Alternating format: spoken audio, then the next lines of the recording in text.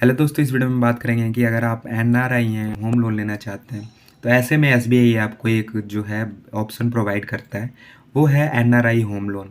SBI की तरफ से ये होम लोन जो है उनको दिया जाता है, जो कि इंडियन रेसिडेंट्स नहीं है, यानी कि नॉन रेसिडेंट इंडियंस हैं, यानी कि वो एनआरआई हैं। यहाँ पे जो आपको बेनिफिट्स बताई जाती है, जो फर्स्ट बेनिफिट्स आपको बताई जाती है, यहाँ पे जो बेनिफिट्स फर्स्ट यहाँ पे बताई गई है, वो है आपसे लो इंटरेस्ट रेट लिया जाता है। साथ में आपसे लो प्रोसेसिंग फ़ी ली जाती है। कोई भी आपको हिडन चार्जेस नहीं देने पड़ते हैं यहाँ पे।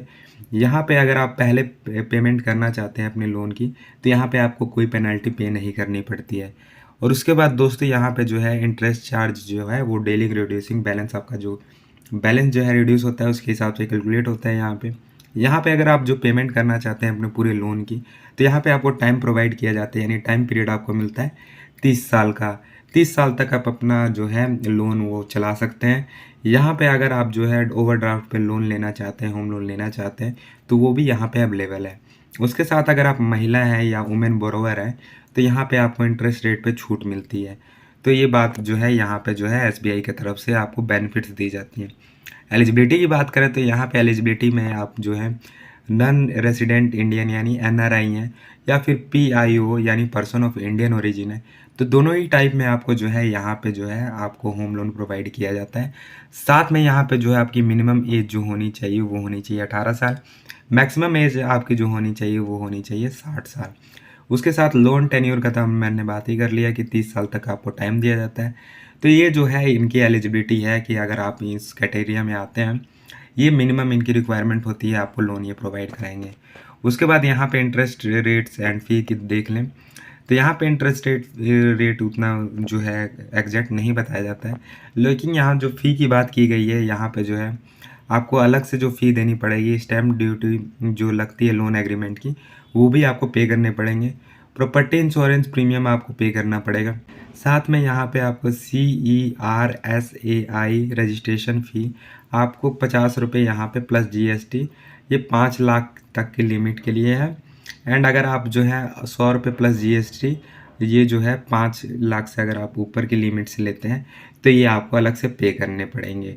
उसके बाद बात कर लेते हैं दोस्तों कि आपको डॉक्यूमेंट्स कौन कौन से मेन लगेंगे यहाँ पे जो फर्स्ट डॉक्यूमेंट्स आपसे पूछे जाते हैं वो होती है एम्प्लॉयर आइडेंटिटी कार्ड, यानी कि आप जहाँ जॉब करते हैं वहाँ की आपकी आईडी कार्ड लगेगी यहाँ पे आपकी एक कॉपी लगेगी पासपोर्ट की एंड वीज़ा की, जो कि वैलिड होनी चाहिए, यानी करंट में उसका जो वैलिडिटी हो वो होना चाहिए। साथ में आपका एड्रेस प्रूफ लगेगा, एंड ये एड्रेस प्रूफ उसके साथ होना चाहिए कि अगर आप जो बाहर ओवरसी यानी विदेश में जो भी आपका घर हो, उसका जो यहाँ पे जो होना चाहिए मेंशन होना चाहिए, एड्रेस इसके साथ होना चाहिए।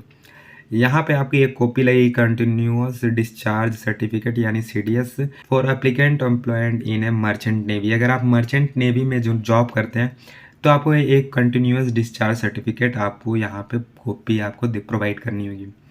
यहाँ पे पीआईओ कार्ड आपको इशूड होनी चाहिए government of India, in case of अगर आप पीआईओ हैं यानी पर्सन ऑफ इंडियन ओरिजिन है अगर आप हैं तो। यहाँ पे जो दोस्तों आपका जो ये जो डॉक्यूमेंट्स जो है वो चेक होते हैं, वो होते हैं Indian APC consult of oversea notary public और office of branch sourcing outfit based in India, यानी कि आप इंडियन एम्बेसी या कंसल्ट ओवरसी नोटरी पब्लिक, ये सब जो ऑफिस होती हैं, यहाँ से आप अपना जो है डॉक्यूमेंट्स वेरीफाई करा सकते हैं। उसके बाद दोस्तों अगर आप उसके बाद जो डॉक्यूमेंट्स की बात की जाती है, वो होता है आपका एक लोन एप्लीकेशन।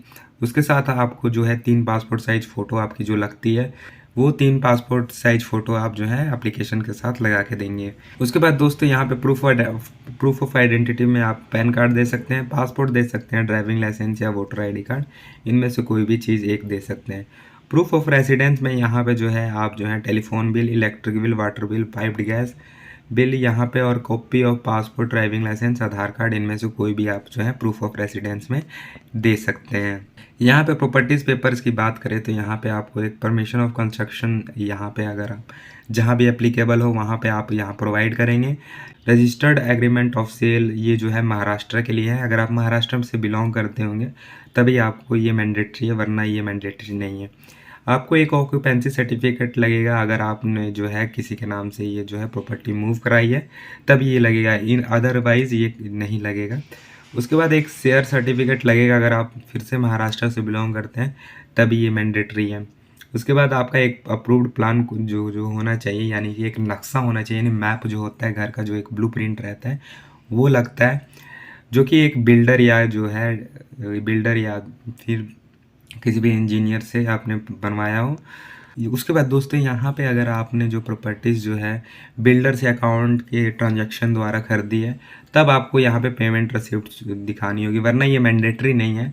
यहाँ पे जो मेन डॉक्यूमेंट्स मैंडेटरी है प्रॉपर्टीज़ पेपर में, वो है आपकी जो है एक जो होनी चाहिए, वो आपका एक ब्लूप्रिंट मैप होना चाहिए, जो कि आपका घर का नक्शा कैसे बनेगा, आपका घर कैसे बनेगा वो होना चाहिए। साथ में आपका एक दस्तावेज होना चाहिए, यानी कि आप जो भी ज़मीन खरीदते हैं तो इसकी एक एग्रीमेंट जो होती है वो होनी चाहिए। उसके बाद अकाउंट स्टेटमेंट में आपका जो रहता है, यहाँ पे आपको 6 मंथ के जो है ओवरसी अकाउंट स्विंग सैलरी जो भी आपका जो है वो इंडियन अकाउंट में अगर हो तो शो करेंगे, नहीं तो कोई भी अगर आप जो है ओवरसी यानी फॉरेन में भी आपका अकाउंट चलता है तो उसमें आपको 6 मंथ के जो हैं यहाँ पे ट्रांजैक्शन दिखाने होंगे, डिटेल्स जो भी हैं प्रीवियस 6 मंथ के वो वहाँ पे दिखाने पड़ेंगे। उसके बाद यहाँ पे आपका कोई भी अगर आप जो लोन जो है पेंडिंग है या फिर आपने लोन ले रखा है तो यहाँ पे जो है 1 साल का आपको जो है यहाँ पे स्टेटमेंट दिखाना होगा। यहाँ पे बात करें इनकम प्रूफ में आपको क्या दिखाना होगा, इनकम प्रूफ में आपको एक वैलिड वर्क परमिट आपको शो करनी पड़ेगी। एम्प्लॉयमेंट कॉन्ट्रैक्ट होना चाहिए जो आपको जो यहाँ पे जो है एम्प्लॉयर कंसल्टेंट और फॉरेन ऑफिस जो है embassy in the case of कोई भी लैंग्वेज हो, लेकिन जो मेन जो होनी चाहिए इंग्लिश लैंग्वेज में ट्रांसलेटेड होनी चाहिए। यहाँ पे लास्ट 3 मंथ की आपकी एक सैलरी स्लिप होनी चाहिए या फिर सैलरी सर्टिफिकेट होनी चाहिए। लास्ट 6 मंथ की आपकी बैंक स्टेटमेंट होनी चाहिए जो कि आपकी सैलरी क्रेडिट शो करेगी। लेटेस्ट सैलरी सर्टिफिकेट और सैलरी स्लिप जो है ओरिजिनल और कॉपी जो होनी चाहिए। आइडेंटिटी कार्ड जो होनी एक जो कॉपीड होनी चाहिए, जो करंट एम्प्लॉयर है उनके द्वारा एक कॉपी आपकी आइडेंटिटी कार्ड की होनी चाहिए। लास्ट में यहाँ पे जो है जो एक एक्नॉलेजमेंट यहाँ से पूछी जाती है, 1 साल जो पिछले साल की आपकी जो होनी चाहिए इंडिविजुअल टैक्स रिटर्न जो होनी चाहिए आपको शो करनी पड़ेगी।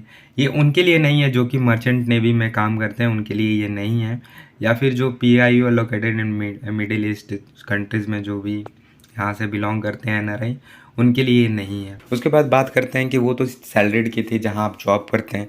अगर आप बिज़नेस करते हैं या फिर आप जो हैं को एप्लीकेंट हैं तो उसमें आपको जो है बिजनेस एड्रेस प्रूफ देना पड़ेगा, प्रूफ ऑफ इनकम केस देना पड़ेगा, सेल्फ एम्प्लॉयड हो या फिर आप जो है प्रोफेशनल हो।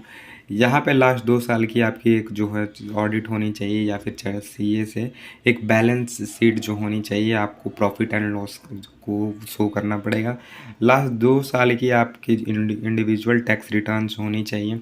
फिर इसमें भी एक कंडीशन आ जाता है कि अगर आप जो है मिडिल ईस्ट कंट्री से बिलोंग करते हैं तो उनके लिए एप्लीकेबल नहीं है। उसके बाद बात करें कि अगर यहाँ पे जो लास्ट 6 मंथ की आपकी बैंक स्टेटमेंट लगती है, जो भी कंपनी से आप अगर ट्रांजैक्शन वगैरह करते हैं ओवरसीज जो यानी कि फॉरेन कंट्री की जो भी आपकी जो बैंक डिटेल्स हैं वहाँ की आपकी जो यहाँ पे लगती है। तो ये तो बात कर ली अगर आप जो है NRI एंड आप होम लोन लेना चाहते हैं। अगर आपको कोई चीज़ समझ नहीं आई तो आप जो है मुझे कमेंट सेक्शन में पूछ सकते हैं, मैं उसको सॉल्व करने की ज़रूर कोशिश करूँगा। एंड वीडियो अच्छी लगी हो तो लाइक ज़रूर करें एंड हमारे चैनल को सब्सक्राइब करना ना भूलें ताकि आप ऐसी इन्फॉर्मेटिव वीडियो मिस ना करें।